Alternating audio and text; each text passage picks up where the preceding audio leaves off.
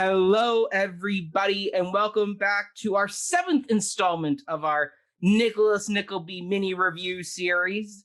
I am one of the panelists here and the marketing manager, Mackenzie, and I'm joined, as per the usual, by Mr. Ryan Borochovitz, our literary manager, resident dramaturg, my co-producer of all things The Cup, and the man who pitched this entire series. So hello, So you can blame Ryan. me for that, audience, if you have been stuck listening to what is this, 7-8 hours of listening? Yeah.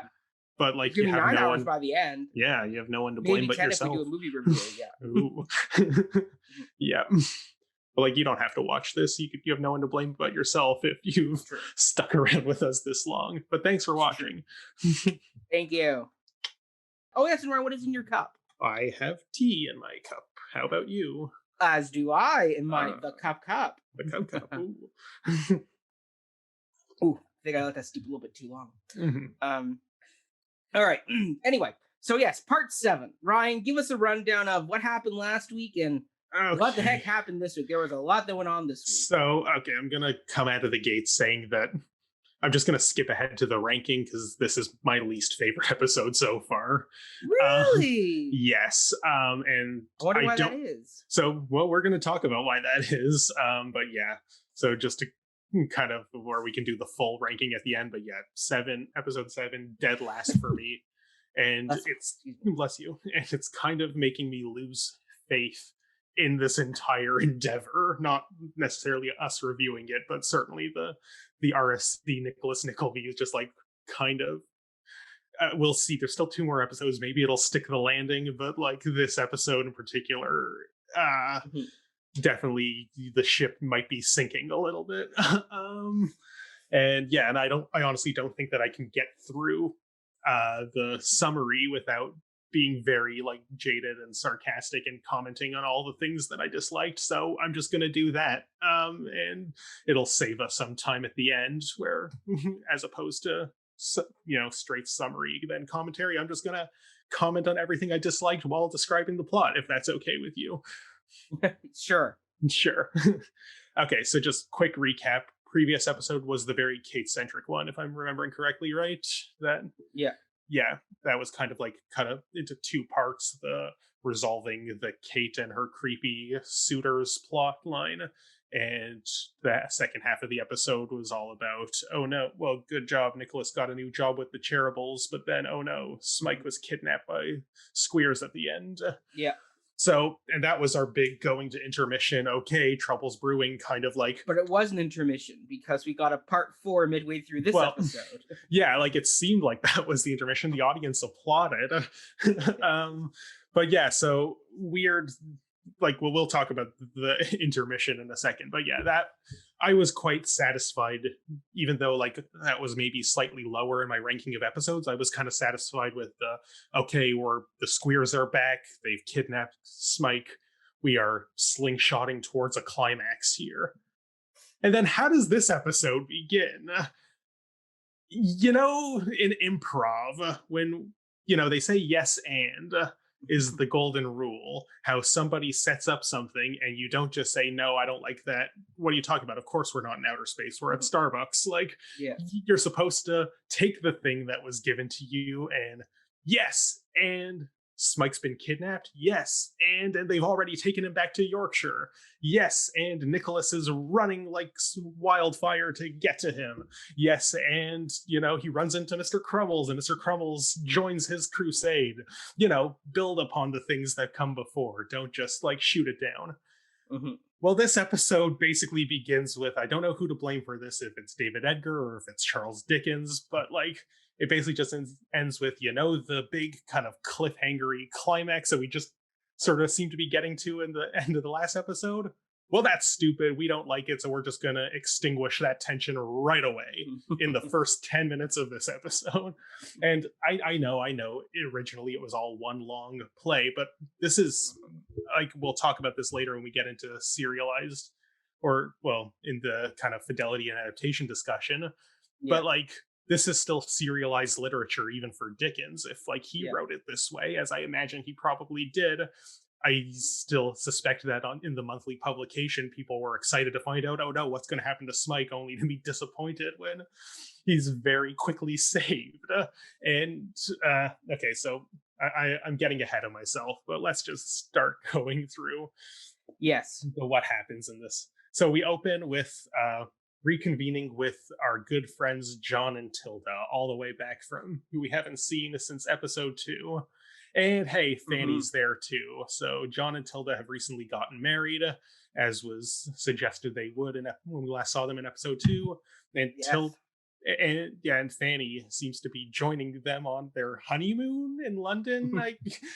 It's unclear if this is exactly a honeymoon, but they're recently married. They want to have a good time, and Fanny's there for some reason. Basically, just to be not a literal punching bag for John, but like kind of like a physical comedy foil for him to kind of just as a weird third wheel. But sure, she's there too. Let's just keep making fun of poor Fanny. Yeah. So they've come to London for their post-wedding festivities. And who's also there? Hey, it's Fanny's dad, Mr. Squeers, who we knew was in London from the previous episode. But Fanny reconnects with her dad. And, Mr. Squeers is telling them, good news, we nabbed Smike. And John overhears this, and he kind of subtly starts asking questions about, oh, you got him. Oh, good job. Where is he being hidden? And doing the... when I was watching this, I was assuming that this is him just being a spy, and now he will relay this information to Nicholas, who will then be the hero who goes on to this adventure. Yeah. But no, because then... okay, well, if we want to keep going through this in order, we cut to this scene. Go through this in order. Sure. We cut to this next scene of Ralph standing in a thunderstorm when he's confronted by a beggar. And... it's one of his past debtors whom he previously employed by the name of Mr. Brooker. Yes. And he's come to not ask Ralph for money, as is expected by the, beggary attire, but he's come to repay his debt. And how is he going to do it? With interest? Why, he's going to sell him knowledge, because while he was in debtor's prison, he learned something very important about Ralph that he suspects Ralph will want to know, and he's kind of... it's unclear if he's pay me off it and I'll be silent about it, or I know something that you're really going to want to know. But Ralph is very proud of the fact that the world already knows all of his sins, and there's nothing you can say or do that'll hurt me. I have no morals. Oh, Uncle Ralph. But the scene ends with Brooker being like, oh, you'll hear from me again. So clearly there's going to be more with this character moving forward. And we saw him again a little later in this episode, which we'll get to. So then we cut to, again, this is still the first 10 minutes of the episode. John shows up at the Snolly house where Smike is being held captive until they can get him back to Yorkshire. Yeah. John just climbs up into the attic and helps him escape. Yes. And Smike is frightened, showing resistance to the scheme, but ultimately he does escape, and he relays the message John gives him the message to tell Nicholas that John is the one who helped him escape. So first 10 minutes of the episode, and we've immediately extinguished the tension that could have just propelled us into the climax of this whole thing. But nope, false alarm, Smike's fine. Okay, great. For now. Well, we're gonna get there. So then we get some narration overlaid with one of the weirdest editing effects we've certainly seen. Very 80s. Yeah, where Smike is running away while there's narrator speech happening, and there's this ghostly editing effect of people shouting overlaid on his face as he's running away, very ghostly. And then who does he happen to run into in the streets? Why, it's good old Newman Noggs, who finds Smike, and he tells, cracking those knuckles. I'm glad they brought that back. And that's the thing. This whole thing is just one coincidence after another of the people you run into in very busy metropolitan London. Of all the people Smike could have run into, it's like, hey, the one person who knows exactly where to take me because I don't know my way around these streets. Yeah. So Newman Noggs is like, oh, thank heaven, Smike. Nicholas has been worried sick about you. Shame that we haven't seen that. In fact, we haven't seen Nicholas at all since the moment Smike was captured. But Nicholas is worried sick, and so has Mama Nickleby, and Kate has been worried sick. And that pricks up Smike's attention that Miss Nickleby was worried or half mad about me. And Noggs, yes, I suppose she was, and confirms that, and then says, let's go home, and brings Smike home. So I imagine at this point we're probably going to get like a nice homecoming scene, at least, of Smike returning and Nicholas being like, oh my god, Smike, I missed you so much, I was so happy to see you. But no, what do we cut to next? Nicholas has visited John and Tilda, and he comes with 3 purposes of what he wants to tell them, all big and smiley like. And he says it's 3 purposes, but by my count, it's kind of 5. So let's go through them. First, he wants to thank them for saving Smike, or thank John specifically for saving Smike. Good job, John. Yeah. Forever in your debt. Okay, that one makes sense. Second, he wants to congratulate them on their marriage. Mm-hmm. Like, good job. I know I hit on your wife in the past, but I'm clearly never going to do that again. But wait, what's number 3? Well, apparently this isn't number 3, even though it seemed like it at the time. But first, he has to kiss Tilda on the lips. Nicholas, not John. Nicholas has to kiss Tilda right on the lips and offer to be their child's godfather whenever they have one. Good on them. Yeah, like that's a weird moment. Like, hey. The kiss is weird. I was ready for John to go and club him.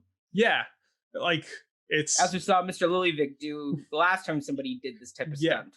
Yeah, I don't understand why that was there. You can confirm or deny whether or not it's in the book. Okay. But even if it is, I think you're allowed to cut things from the book if they're weird. Like, trust me, they cut some stuff. I will get into that. There is some stuff that they did cut. Okay, interesting, because by the looks of this, I'm like, they must have cut nothing, because all of the weird stuff is still here, or presumably still here from... So anyway, so that's not number 3, kissing the bride and requesting to be their child's godfather. He does after some other conversation happens. We'll get to what interrupted them, but just to finish the list. Number 3 is to invite them to a dinner party at the Nickleby house tomorrow. But before he could even get to number 3, there's a big crowd rushes in, and there was a scrap in the streets, and an aggressor man punched another guy who was speaking ill of a lady to defend the lady's honor. And he didn't even know the lady personally. He just couldn't stand the fact that somebody was speaking ill of a lady. And Nicholas was like, oh, yes, that seems very reasonable to me. I, too, respect women and love punching people. So Nicholas kind of diffuses the situation as it was going to get out of hand. And he talks to the guy who did the punching, and they exchange business cards. And who does this guy happen to be? Why, it's Frank Cheeryble. Yes, the nephew of those 2 Cheeryble fellows that Nicholas is now working for, whom we've seen very little of since he's been hired. But yes, so they're just like, oh, what a funny coincidence of all the people to run into in the streets of London. Yes, Frank Cheeryble has heard nothing but good things about Nicholas, the new employee who's been working for his uncles. And Nicholas is like, well, any relative of the Cheerybles is a friend of mine. So yeah, that scene happened. Cool. Remember Frank, he comes back later.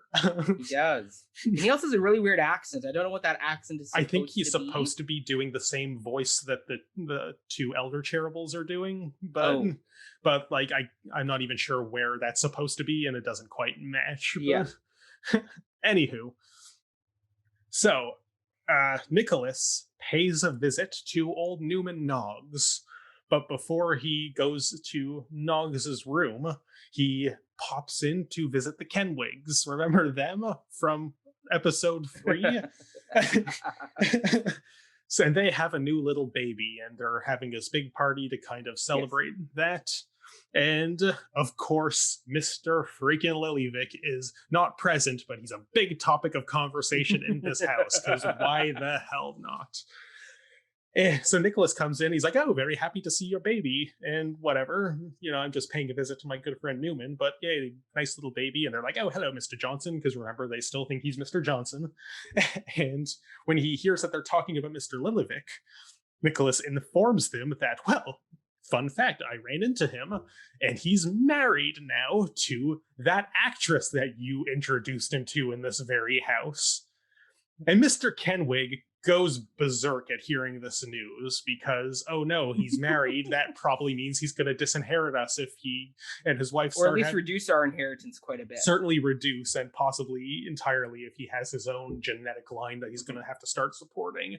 So Mr. Kenwig, who, remember, introduced Mr. Lilyvick to the actress to get on his good side, goes berserk, kind of rampages throughout the house, and Nicholas is like, oh, pardon me for creating what a fuss in your household. Okay, bye. And then goes on to visit Newman. And why does he want to visit Newman? I ask. Well, he has come to tell Newman that he's in love with, what's her name? Madeline. So he just needs to go tell his best pal Newman that I am madly in love with this woman that I have had zero conversation with.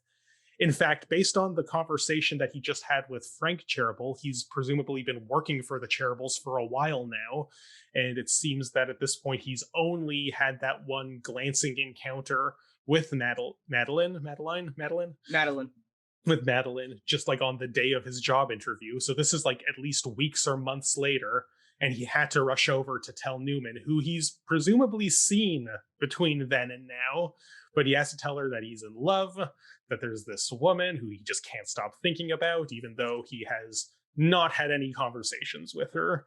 And poor old, probably gay Newman is real jealous looking. That, oh man, my crush is in love with a girl. Oh well. So yeah, I don't know why that scene one exists at all. Like, cool queer coding Newman. I don't know if like any of that exists in the novel, but like, you know, like sure, this character, like the jealousy, whatever, if that might build to something, I don't know. But like, if this scene was going to exist at all, it should have existed right after the job interview scene. This is presumably taking place months later, and nothing has developed in this Nicholas Madeline relationship in the interim. Well, I mean, in the book, that like they don't see each other much. Like Nicholas, there's one more instant where he walks into the office and she's on her knees, to pleading with the Cherubles. And then that's it. And then he gets sent to go visit them. So like it's like in the book they don't get a lot of interactions with each other to build up a relationship. Yeah, like what this very kind of lame is Marius Cosette first sight. Sure, okay, which we'll get into. We're skipping ahead to that. Cool. But yeah, like this scene should either have happened right after the interview when he first locked eyes with her, and then like, good news, good friend Newman, I got a job and I'm in love with a stranger. That would have at least timing wise made sense. Or this scene could have happened after the scene we're getting to in a moment, where he actually has a conversation with Madeline, and then he could tell Noggs, wow, I've finally spoken to the girl I glanced at previously, and yep, it is in fact love. But where they placed it here, like logically, dramatically, like this is the end of Act 4 moment. Sorry, end of Act 3, but going into Act 4. And it just like, okay, is this going to be the big dramatic thrust into the home stretch of this play / novel, like the romance between these two characters? Because I guess the Smike problem is solved now. Okay, well, yeah, we're getting there. This episode is a mess, honestly. So then right after we have poor old jealous Newman kind of cracking his knuckles and taking us into what I guess is the actual intermission, we have another beginning of Act 4, the story thus far narration. And if this is in fact where the intermission happened in the actual stage version, cool, have a little catch us up thing. But they could have cut this for the television version of this. Yeah. Because it's happening in the middle of an episode, catching us up on things we literally just saw. Yeah, so like, you know, and we've talked about this a few times, especially like when we have our how does this work as a standalone unit of episodic television discussion check-ins. I've been very impressed so far at how they seem to like have been doing a very good job of ending the episodes on these moments that actually kind of do feel conclusive in their own right, even if they're the men still propelling it forward into something else. But this is the first time that I'm like, well, when you're cutting up an 8.5-hour play into these like individual chunks of hour-long television, eventually one of them is gonna reach a point where, you know, the pacing just doesn't work. And this is that episode, because about halfway through it, we get this intermission recap and just kind of like cuts the drama dead. So they did, I will say, for this story thus far narration, because this is presumably the last one we're going to get, they did they staged it slightly differently this way, that I kind of liked. Bland. It was blander than the big group ways that they've done it before, but I like that the main three narrators were just Nicholas, Kate, and Ralph. Yeah. That, like, because we've had it before where like it was a lot less reenacting, a lot more narrating in this one, and I didn't hate it. At least they're kind of mixing it up as not just the same thing you saw before, but now with slightly more plot. Like, so kudos to them for experimenting, even if they could have cut it from the recording altogether, especially if it wasn't going to be at the beginning of an episode. Okay, we're only halfway through this summary. Dear God. Yeah, well, the first scene proper begins with, again, our good friend Newman Noggs, who's in the office, and he's soliloquizing all about Ralph's cruelty, nothing we haven't heard before.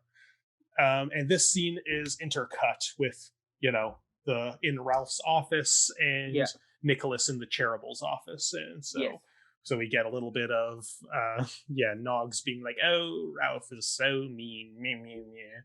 Intercut with the Cherubles being like, Nicholas, a word with you, please. Terrible accents. But my impressions, not necessarily the actors. So back in the Ralph office, Noggs hears that Ralph is coming with a visitor, so he's like, I'm going to hide and spy on them. And I'm going to stop doing the cross-cutting because that's getting confusing. I'll just finish the Ralph Noggs before going back to... Just know that they are cross-cutting. They are cross-cutting.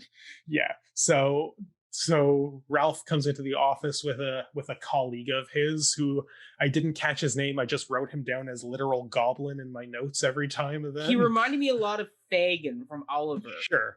But like, kind of like a very Ron Mooney type Fagin, like, which once again Dickens had some problems with that character, as we know, very anti-Semitic. And I wouldn't even say, at least in the staging of this, I don't know if this character was specifically Jew coded, but he just literal goblin. Like, I don't know what the character's name is, but I just kept writing goblin in my notes anytime I had to refer to him. So in the book, he's called the Man. The Man. Interesting. Okay, so definitely taking the steps of not trying to humanize him with a proper name.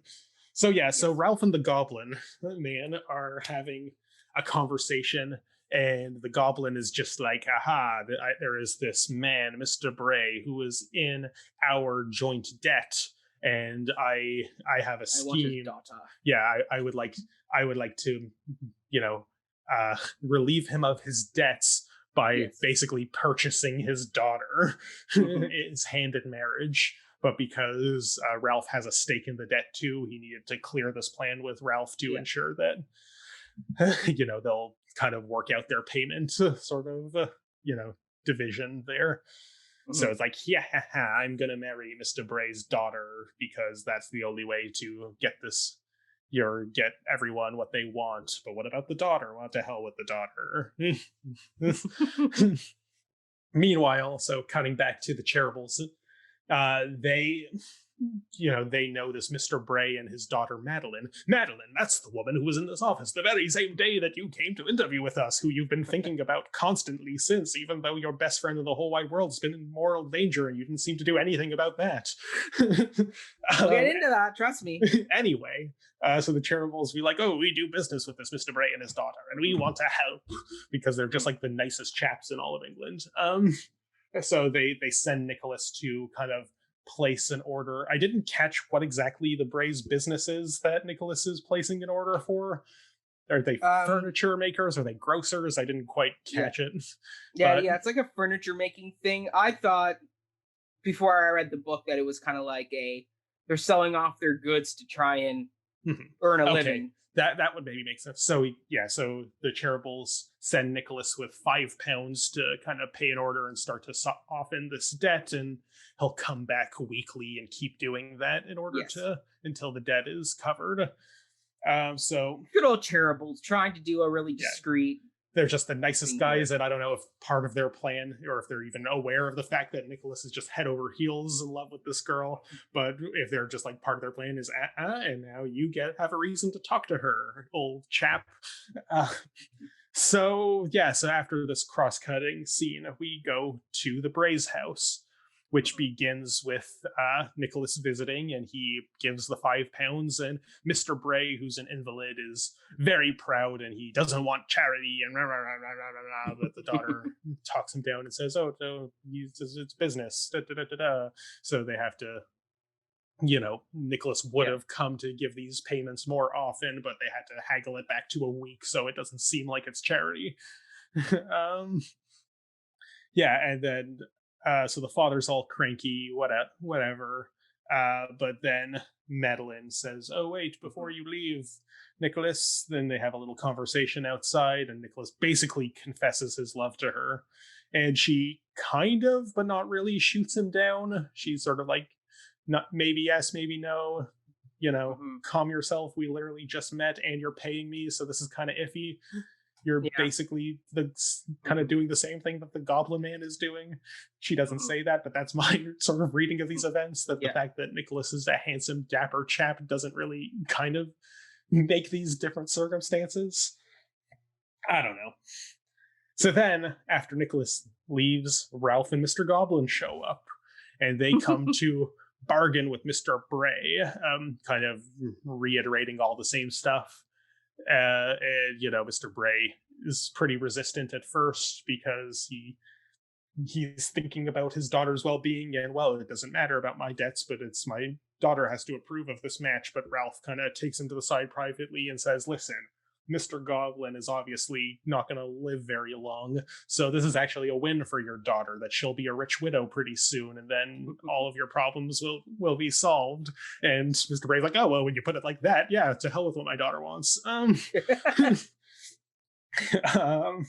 So that happens.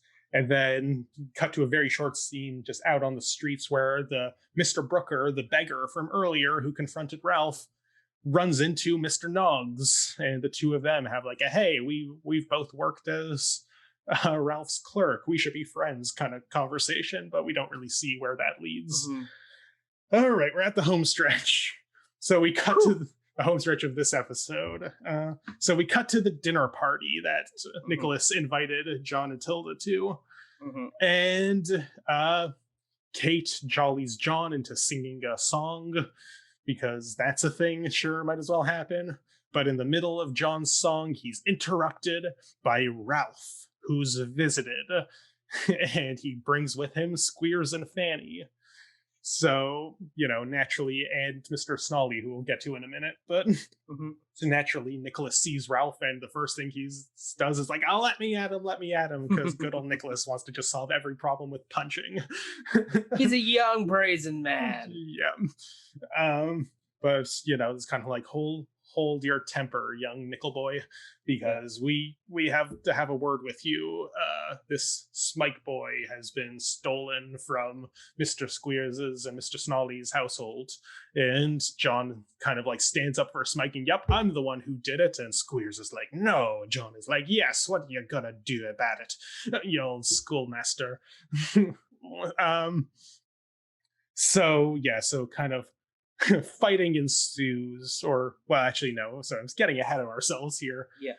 Ralph says that, there's nothing you can do about it, because legally Smike doesn't belong to you. In fact, he doesn't even belong to Mr. Squeers. He belongs to Mr. Snolly. And they've kind of woven this whole story. At this point, we don't know whether it's true or not, but it seems a little too convenient that Mr. Snolly is actually Smike's long-lost father, whose wife had him in secrecy while they were estranged. And, they have the documents to prove it, and Frank Cheruble is at the party, and he looks at the documents with his sharp legal mind and says that they check out. So naturally, Mr. Snolly is well within his legal rights to take poor Smike into his custody, and because he can't afford to keep, this boy under his own roof, he's going to send him back to the Squeers' Yorkshire School, where he belongs. So just a little too convenient here. Yeah. So they basically, first they give Smike an opportunity to be like, well, this is legally your dad, so if you want to go with him. But Smike stands his ground and says, no, I'm home here. I paraphrase, I didn't write down the exact quote. I had to use subtitles for this moment because of Smike, because of the Smike actor. We'll get into that. So Kate kind of stands up for Smike and says, like, he's made his choice. He's staying here. Get lost, you buggers. And, they're like, well, it's not up to you. Laws is laws. And then John kind of basically just starts bopping Mr. Squeers around and, like, beating on him. It's great. And, yeah, that's a fun, satisfying moment, I will say. So they kind of, a scrap ensues, but they basically shuffle Squeers and Snolly and Fanny out the door. Mm-hmm. And Ralph is about to leave too, but before he does, he says something that I had to write down verbatim. I'm not going to comment on why this is important yet, although based on a spoiler that I already am aware of, you might be able to infer, but I'm just going to say Ralph looks Nicholas dead in the eyes and says, well, sir, if reason and good feelings fail you, it will have to be the law. But one thing I think is clear. I take it your romance about this boy has been destroyed. No unknown lost descendant of a man of high degree, but the weak, imbecile son of a poor tradesman. That's what Ralph says on his way out. So first of all, let's just talk very briefly about this passage without getting into spoiler territory. I don't know about you, but I never got the sense that Nicholas's affection for Smike was out of some romance, that this must be the young, lost son of a great aristocrat. He just cared for him because he kind of like had sympathy for his lot in life. I don't know. Am I missing something? Was there effort like indicate? Like, I can understand why maybe Ralph might project that on there, but I think it's definitely a Ralph projection of his viewpoint of the world. But, like, I would have expected Nicholas to kind of then, like, what the hell's wrong with you? I never cared about any of that stuff, you jerk. I think Nicholas just doesn't deem a reaction from it. He's just, you're a blustering old uncle who I don't like. Get out. I kind of felt like in that scene, Nicholas's silence spoke volumes and kind of implied that, oh, you're right, Ralph, I am a little disappointed that my good friend Smike isn't in fact a gentleman in disguise. I don't know. It was a weird moment, and we will come back to this moment in future episodes, I'm sure. But yeah, just remember those words.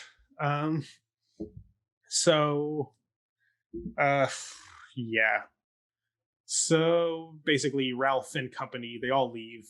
Mama Nickleby wants to kind of maybe say, well, perhaps we can strike some kind of compromise so it doesn't become a big legal kerfuffle. But Kate stands up to Mama Nickleby and just says, you don't understand. And Mama's like, you're right, I'm old, I don't understand. And then so Smike expresses his gratitude to everyone in the room before going off to bed. And then as the party's kind of ending, John and Tilda narrate their departure. But Tim Lincolnwater, who's been at the party this whole time, in case you couldn't tell from that beard, he hangs back a little longer because he wants to flirt with Miss LaCreevy, lol. And who else happens to hang back for flirtatious reasons? Why, it's Frank Cheruble, and he's kind of talking up Kate a little bit, and they're kind of smiley and fluttering their eyelashes at each other. And then full of love. But then pan over to poor Smike in his little cupboard, I guess. I don't know what that was. He's up in the balcony watching. The balcony. Okay, it kind of looked like, wait, he was going to bed. Is that where he sleeps? Is that like a little cupboard that he's like Harry Potter underneath the stairs? I think we're to assume that he's standing at the top of the stairs or somewhere where you can spy on them a bit. Yeah, so kind of cue the sad music and pan over to Smike, who clearly, in case you couldn't tell from his conversation with Noggs earlier, he's taken a fancy to Kate, and he's quite sad that she seems to be having a good time with Frank Cheruble. End of episode. Jesus Christ. Okay. Whew. Yeah. So I didn't care for this one very much, uh, in case you couldn't tell. Mhm. And like, honestly, so a big part of it is the yes and thing I was talking about before, is just everything that could possibly create a conflict is just immediately like stifled. And we have two instances consecutively of the whole, oh, the squeers are gonna get Smike. No, you're not. Like, we start with the last Yeah. episode with, aha, we kidnapped him. Nope, John is here to save the day. Aha, we have the scheme about these like probably forged legal documents where he has to go with his father. Nope, John's here again to save the days. It's like John Ex Machina all over this joint. Oh, well, I mean, I can get into the adaptation at this point. Yeah, let's sure. So in the book, it is John who saves Smike. It is a relatively quick resolution. I mean, there is some scenes where like Squeers is interrogating Smike, trying to discern whether or not he's been staying with Nicholas or not, but Smike doesn't say. A lot of things be moved around and a lot of things cut. So there's a whole subplot with, I mean, they may bring this subplot in the next episode. I don't know. But for now, it looks like they've cut it, which is a whole subplot with Mama Nickleby and the neighbor, where apparently he's been leaving her gifts like cucumbers and stuff from the vegetable garden. He's giving her his cucumbers, is what you're saying? Yeah. Is this a neighbor we've met before? No. Okay. That's a different neighbor. Another old man neighbor. Okay. And they totally have just poor Mama Nickleby. They axed that but kept the mother you don't understand. Oh, I guess you're right. I'm old and useless. Yes. Like, so that happens there. Of all the weird flirts that happen in this whole play, that's one they probably should have kept. Poor Mama Nickleby. It doesn't go anywhere because ultimately it does look like, from where I am in the book, Tim Linkwater is eyeing Mama Nickleby as well. So what? He's eyeing Miss Nickleby in this. That dog, Tim Lincolnwater. Jeez Louise. Oh, sorry. No. Sorry, you're right. Yes, no, yeah. Sorry, no, it's Miss Nickleby. Yeah. Okay. Yeah. If they just build up Tim Lincolnwater as just this scoundrel who flirts with all the old ladies, like, you dog. Yeah. No. So there's that.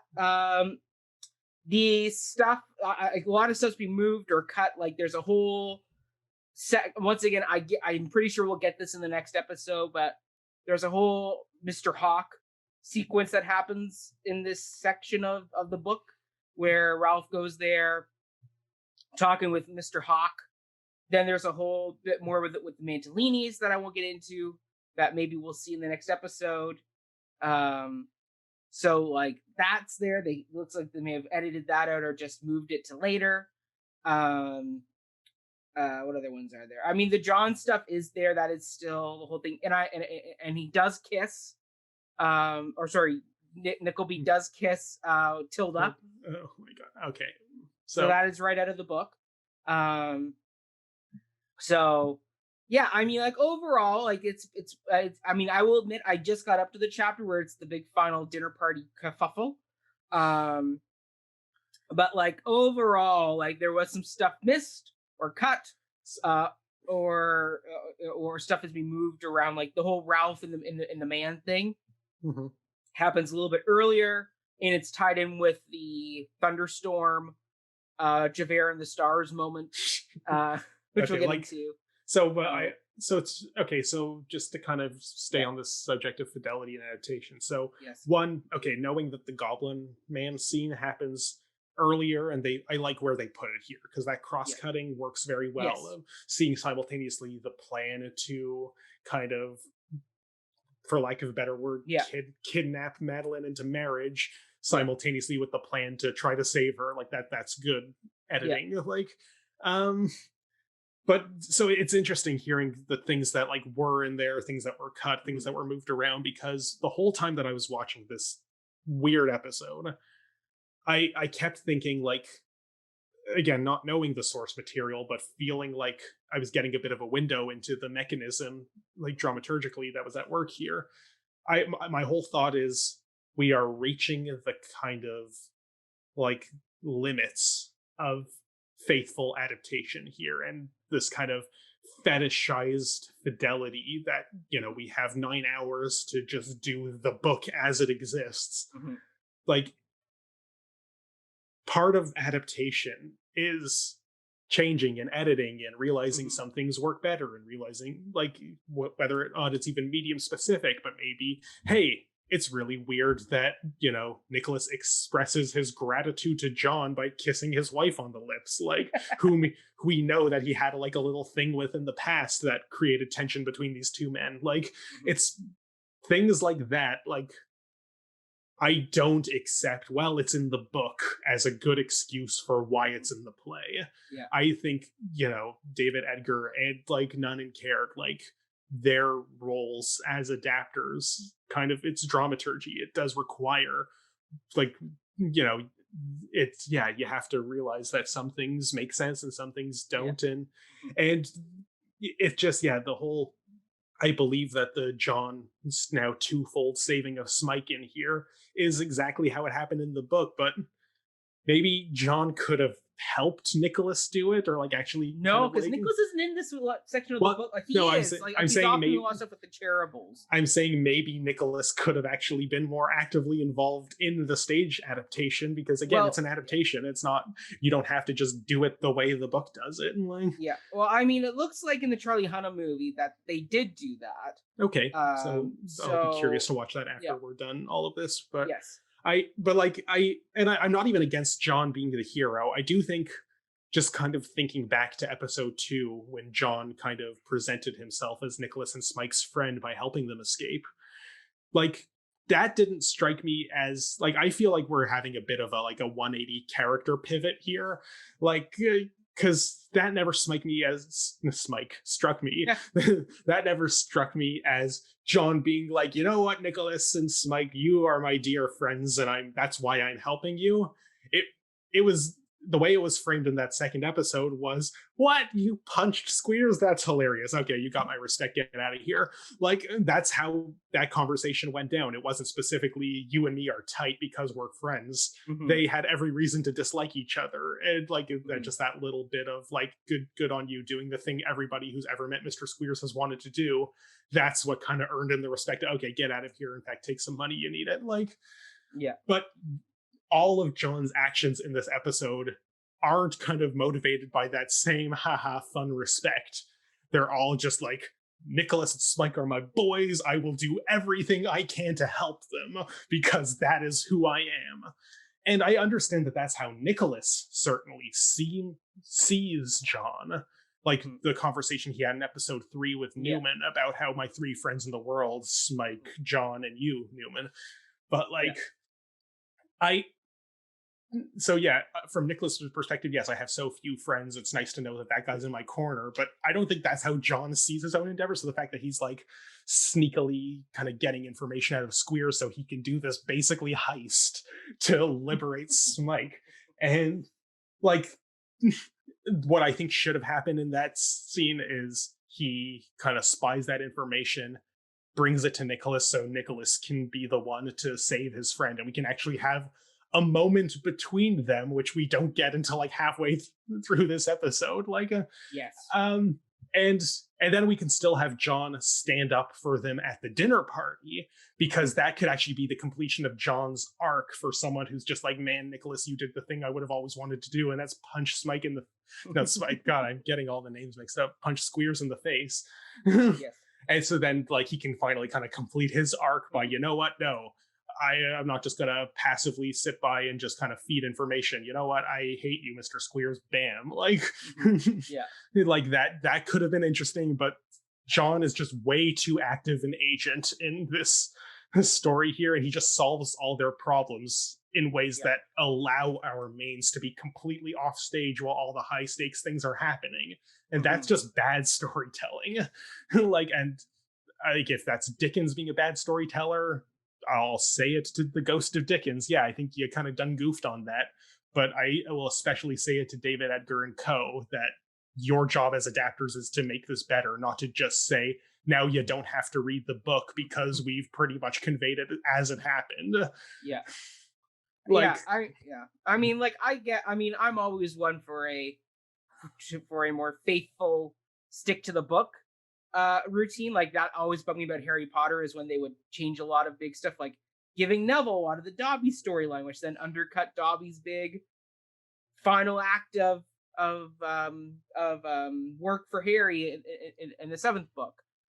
So I mean, I'm always a little bit more of stick to the book. If once again, I don't know how the book is gonna. I do know roughly how the book is gonna end. I don't know how much more John will have to play in the story, because at the end of this episode he kind of left. So I don't know if he's gonna come back one more time. But I mean, if there's like, something bigger going to happen there at the end with them, then maybe it is important to build him up, continue to build him up. Like in my little sort of yes and monologue at the beginning, kind of something that I think would have been nice is Nicholas meets so many people on this journey, some of which we have no confirmation that we're ever going to see again, like the Crummels. I would love to see like a John passes the baton by telling Nicholas this is where they're keeping Smike, and then on his way over he runs into Mr. Crummel and then gets some help from them, and then they like the whole theater troupe, like the Barth, like if all of that, hey, Mr. Lillivick is there and he threatens to ruin Ralph's business if he doesn't if he doesn't support Mike going, and like stuff like that. Like I don't want all of these like threads to just be, yep, these are things that happen in the book and they kind of add texture to the world, so that's why we kept them. Like, I really do want to see a convergence of, wow, it was important that we had all these conversations with all these people because they all do pay off in one way or another.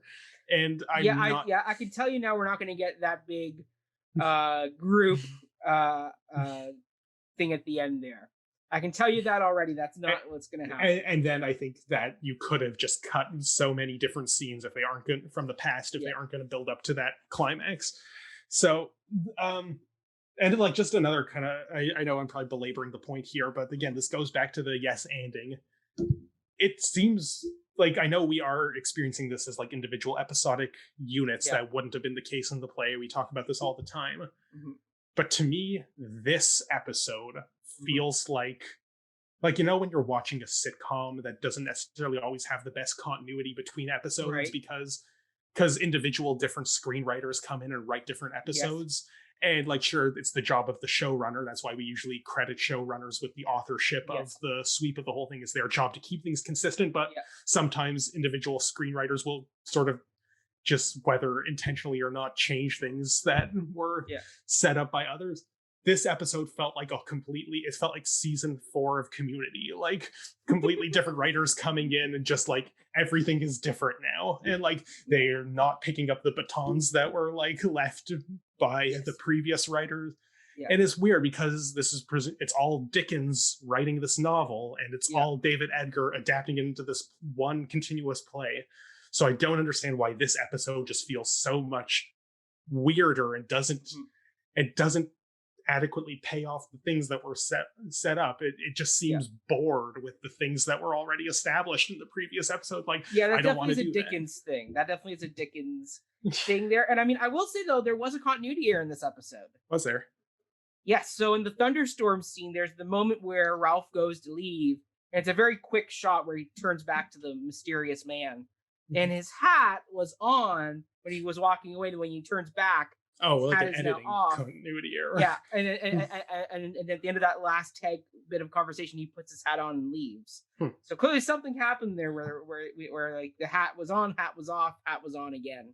Yeah, and like they might have just needed to shave like 5 seconds out of the final edit, and then that was when the hat came off. Like, maybe. I don't know. Yeah, I just caught that when I was watching. I was like, "Oh, wait, hold on, rewind." Okay, so I thought that was the first camera continuity error that I caught.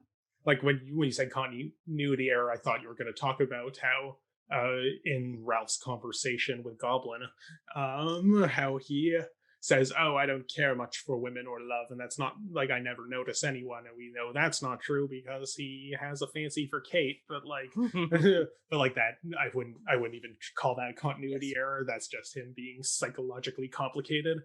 Yes. But yeah, this episode, to me, it was the worst paced of all of them. It failed as a standalone, in my opinion, just based on like the kind of structuring of it, and it failed as a continuation of what's come before. Like, it doesn't reasonably, every in my opinion, every wrong decision that they could have made was made. And it does to me. It speaks to David Edgar as the adapter more than anyone, to kind of, he's willing to cut out the weird cucumber subplot. Like this isn't a pure faithful rendering. It's not just putting the book down on a music stand and reading it aloud to an audience. Like, you have the power as the adapter to, even if he doesn't want to change things, maybe he doesn't want to make Nicholas Smike's savior when it was John in the book, he could still flesh out the scenes, show us what's going on, Nicholas and Kate and like Mom and Nickleby being worried about him. Don't like show don't tell. Yeah, it's, I don't know, just a lot. Sorry, I'm going in circles here. This episode really frustrated me. I can tell. And it, to me, so I've only ever seen the first Twilight movie, and I haven't read any of the books. But to me, have you seen any of them or read any of them? I watched the first movie, and I've despised that entire franchise. Well, yeah, I did not follow it. So I recognize that I was a shitty teenager, like teenage boy, when that franchise was coming out. So I never gave it a chance and just hated it for no reason because I was stupid. So then as an adult, I finally gave it a chance and watched the first movie. And that made me feel really bad that, like, oh man, this actually isn't very good. But at least, like, so I was kind of, part of me was right for disliking it back then, but not right for my reasonings. But like, it legitimately isn't very good. And then I kind of felt bad about that. But part of what's not good, so if you've seen the first one, the first Twilight kind of is just like, okay, romance, setting up, meeting all these characters.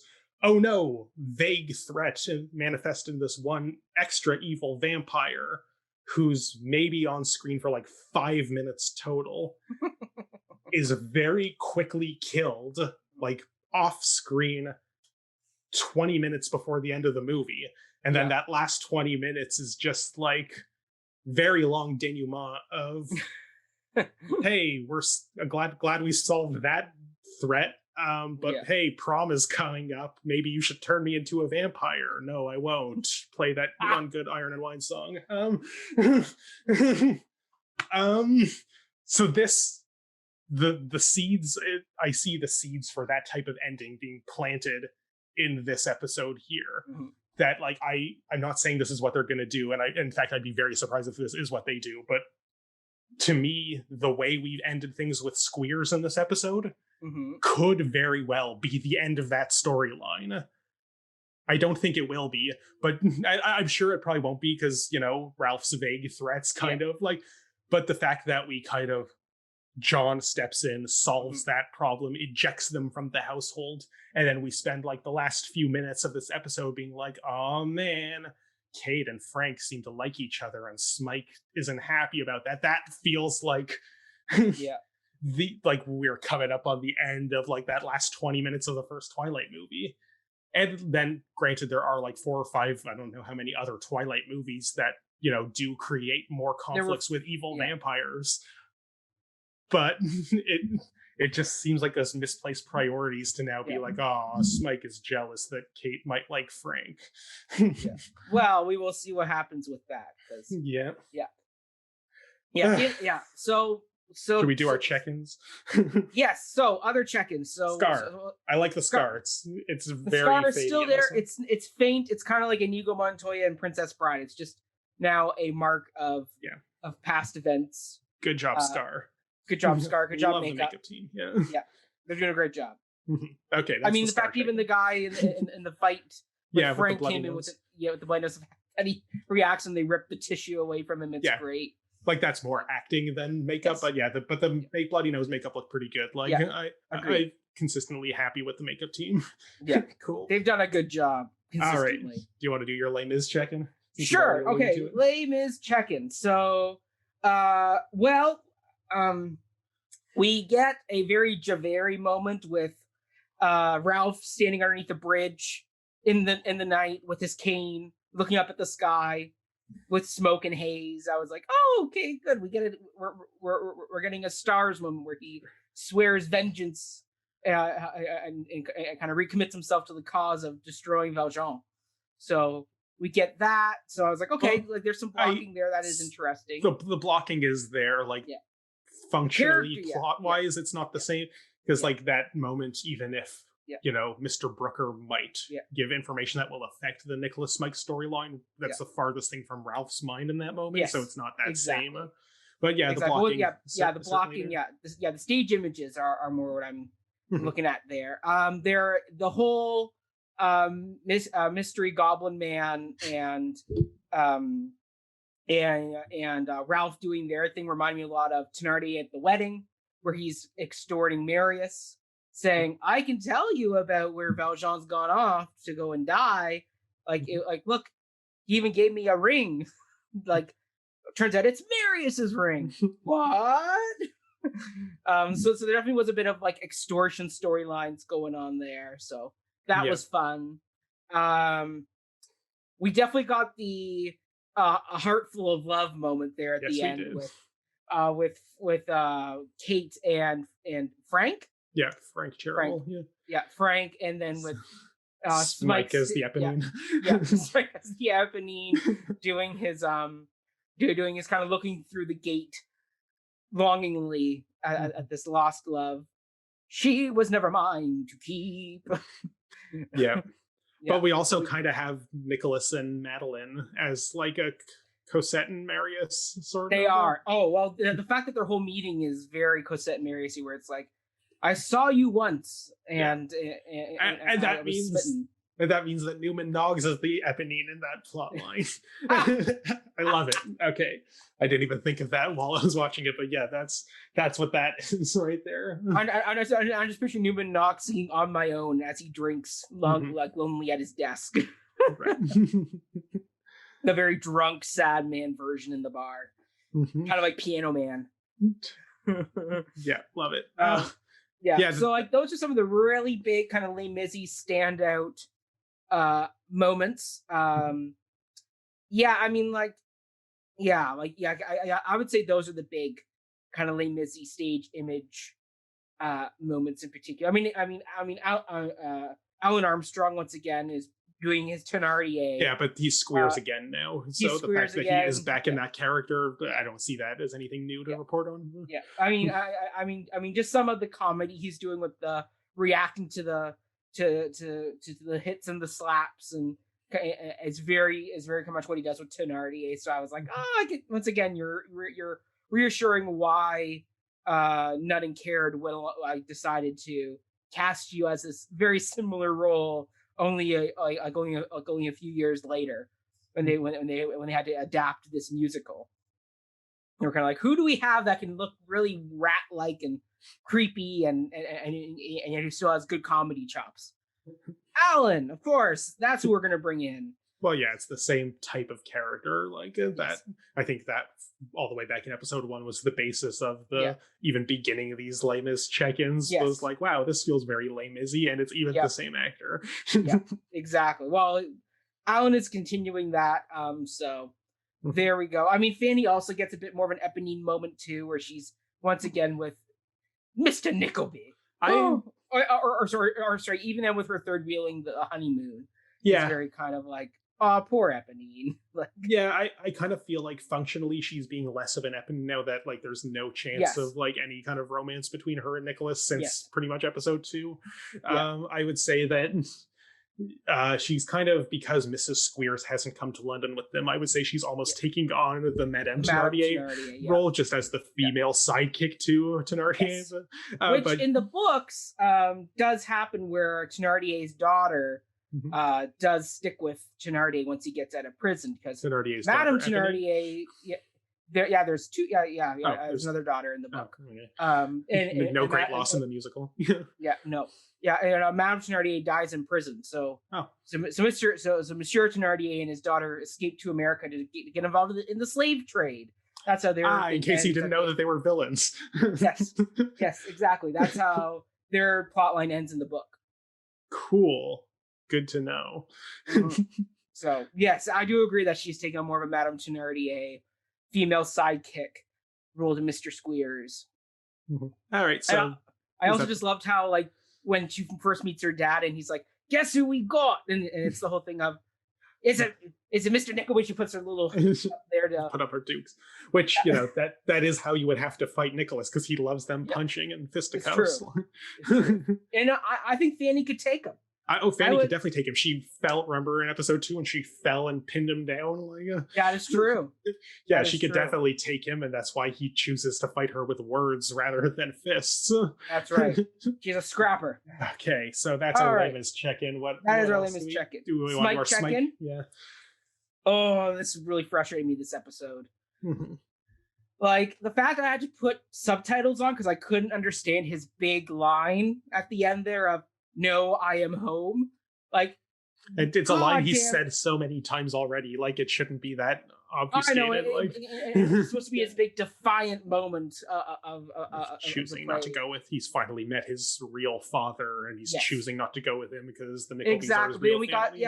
Once again, like, oh, this actor, like, just frustrates the living heck out of me with like choices. I don't know. Ugh.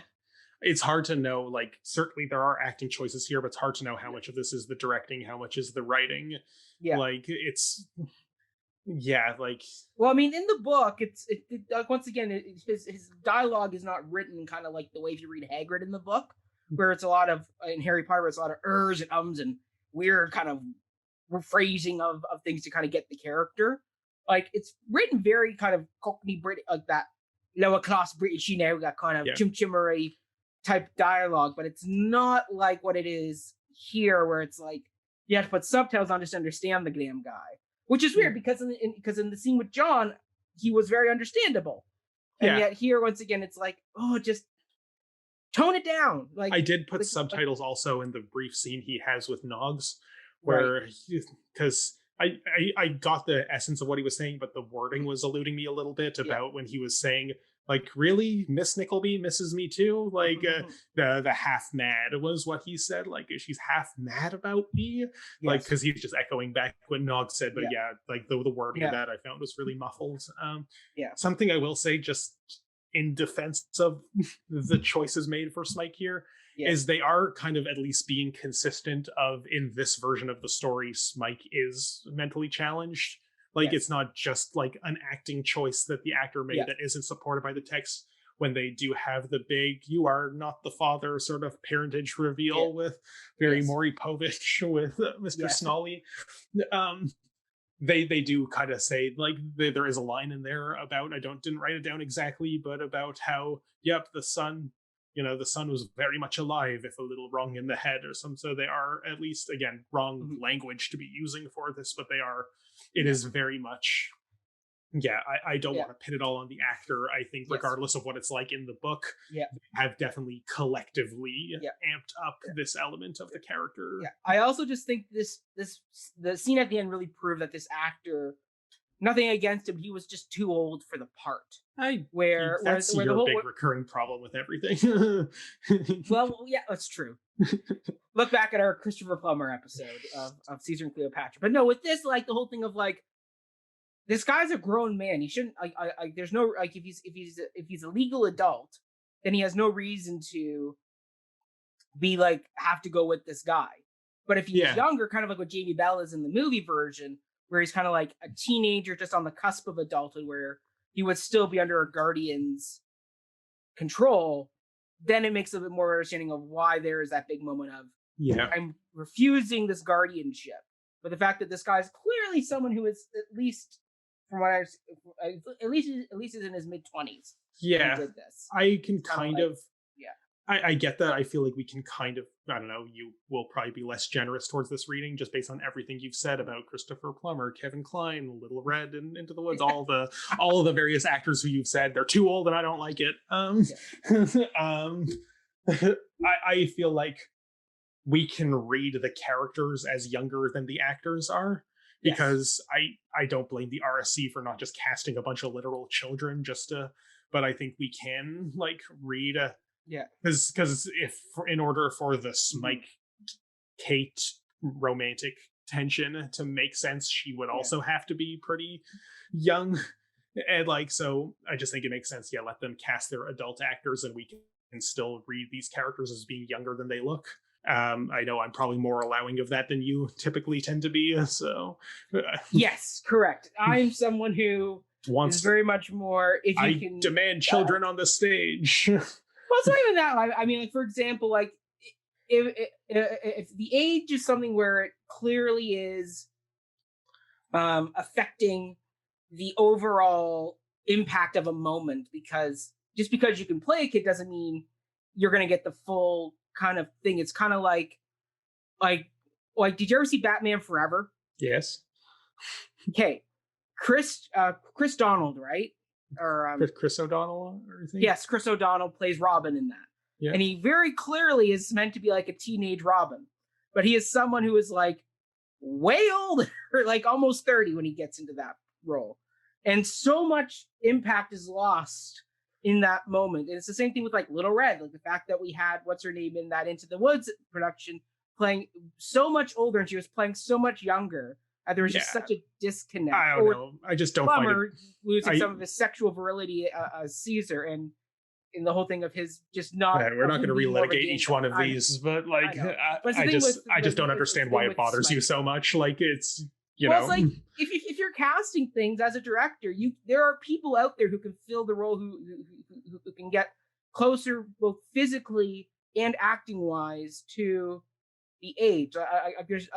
You don't have to go like super young with Smike, but I guarantee there were some actors who were 18 versus mid-20s to play the role of Smike, who could have done the job. Now, to David's credit, like playing Smike here, like we were always down on his performance, but like what he's done here is very challenging, very difficult acting. Yeah. And like, it's a shame that they went this route when they probably shouldn't have. But like, I'd be hard pressed to find a 16, 17-year-old legal minor actor who could probably pull that off. Like, it would have to be Haley Joel Osment, who was like a glimmer in their eyes at this point in the 80s.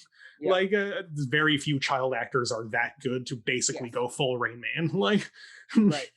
Well, once again, don't go full Raymond. Like, just do it. They didn't have to go full. They didn't have to go. Jamie Bell to do it, and he was someone in his late teens. I'm going to go in defense of the casting here. They wanted to go full Rain Man, regardless of whether or not we think they should. I don't blame them for not finding an actual teenager who could pull that off. That's all I'm saying.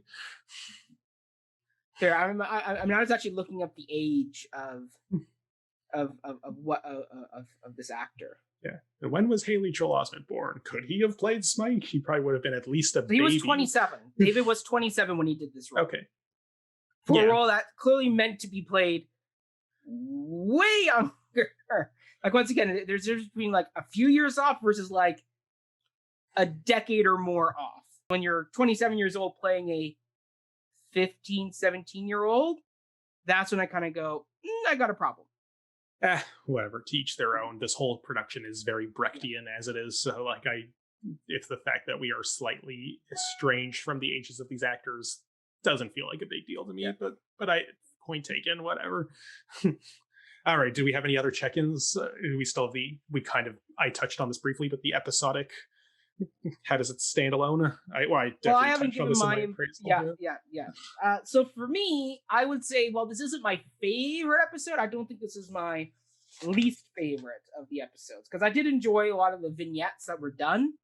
There's good stuff in this episode. I don't want to like sell it completely short. Like, I know from reading the book, I knew certain things were not going to get the type of Hollywood payoff that we would expect of Nicholas coming in to save the day. That this has been a very fateful adaptation where like Nicholas isn't in a lot of this section of the book. He's off with the Cheerables doing his accounting thing. See, and I would have liked to see more of that, because like when he has his conversation when he first meets Frank, you know, clearly time has passed and he's made a good impression on these guys. We haven't seen them since they hired him by that point. Well, there are some cut scenes there where like in the book, so we do get a little bit more of that. But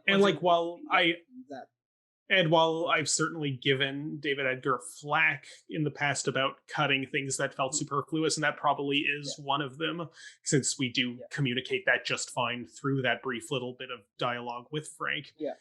I like those characters, and I feel like there's an interesting rapport that could be made with them. Like, Yes. But for all of the stage time that the Littlevics have gotten, yes, I'm going to go back to that. I think the Cherubles certainly seem much more actively involved in the plot than the Littlevics are. So, like, it's weird that we're getting so much less of them. And I don't know. I know I was probably a little too harsh in my frustration when I said that, like, every wrong decision they could have made, they made. The Murphy's Law, but like, there is fine stuff in this episode. It's not a complete disaster, but it is definitely the weakest episode so far, and it makes me. I would still say episode 3 for me is my least. Really, episode 3 is still in my number 2 spot. No. I would say this is a middle bottom. All right, do you want to try your ranking? All right, let's see. Episode 2, still number 1. Mm-hmm. Then I would go with episode 6. Then I would go with episode 4. 4, yeah. And then 1. And then 5, which I think is the One Day More episode. Yeah, 5. No, 4 is the One Day More episode. Okay. Because I remember, because that's prior to this one, that was at the bottom of my list, and I have my list written down here. So. Right, yeah. And then 2. All right, you gotta start writing down your ranking, and then just I know. 3, and then either way, 3 is at the bottom, 7 is second to last. Yeah. So there we go. After last episode, I wrote down my ranking where it stood there. So now I will start doing that now. So I can remember that. Right now I'm at 2 is still the number 1. We both agree on that. Yeah. Then I have 3 as my number 2 because I still think that one was surprisingly strong. Yeah. Then 6, 5, 1, 4, which was the One Day More, and now 7 dead last. This one was the biggest disappointment for me. I still say episode 3 with the whole punch scene and the whole save the baby routine, and there was a lot of silly stuff in that episode. But there's a lot of silly stuff that just kind of bored me. To me, there was a lot of I really, as I said in that episode, I wasn't expecting to like that episode, but the book ending from where we started to where we end, that was I think the most cohesive. Mm-hmm. This one episode tells its own interesting, unique story, and I don't think there's a single other episode has pulled that off, even if some of them have been more satisfying than others in like the where we come from, where we go. That's the one episode that I'm just like, if you just watch this as a standalone, it actually tells its own story. Yeah. Fair. I definitely would say this episode doesn't stand on its own. You need to have seen the other parts to get the full payoff of John, but having seen the other parts, it just makes this one more frustrating with the way that it it handles things that were set up poorly. Again, it's that new screenwriter feel of coming in and saying, well, I don't like that, so I'm just going to do something different, or wow, you set up a pretty interesting high tension thing there, but I'm just going to resolve it in the first 10 minutes because I'm bored and I want to see Smike and Noggs be jealous romantically. And again, I'm not being down on love triangles in particular. I think I love The Office. A classic literary trope. Yeah, The Office is built on love triangles. That's the entire conflict of that show is all about love triangles. I love Anna Karenina. It's one of my favorite novels, but definitely not as love triangles. But I think we are spending a lot of time building towards those at the cost of the actual high stakes going ons of this story. And my kind of just last sort of closing thought here is that I'm really worried about these last 2 episodes. I hope they stick the landing, but this episode really doesn't give me confidence. The